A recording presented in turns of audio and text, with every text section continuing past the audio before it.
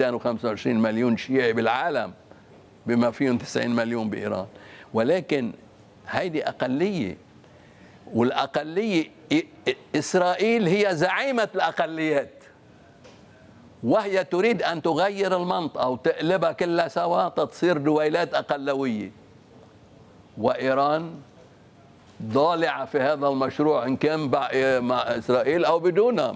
هي كمان من مصلحتها أن لا يظل العرب السنة مسيطرا على هذه المنطقة، وإنما تتحول إلى دويلات، وعلى رأسها الدولة العلوية في سوريا.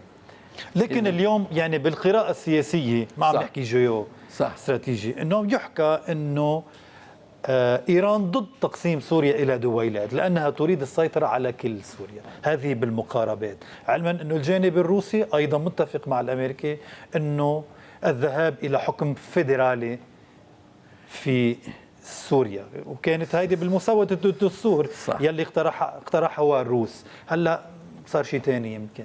هلا اللي بدي اقول لك بدك تنطر شو اللي بده يصير مش اللي من يحكوه. صحيح.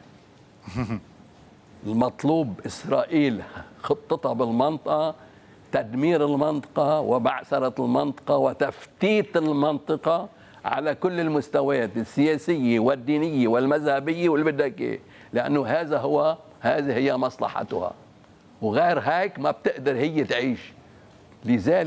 لذلك اليوم إيران من أهدافها التكتيكية أكيد بتواجه إسرائيل، بتعرف ليش أكثر شيء، وهي وحزب الله وغيره، لأنه بدهم يبينوا أنه هم يدافعون عن قضية المسلمين الأولى التي هي القضية الفلسطينية، وبالتالي يريدون الخروج من كونهم 15% من المسلمين إلى القول أنه نحن ندافع عن قضايا المسلمين وحقوق المسلمين في العالم. وبالتالي لمن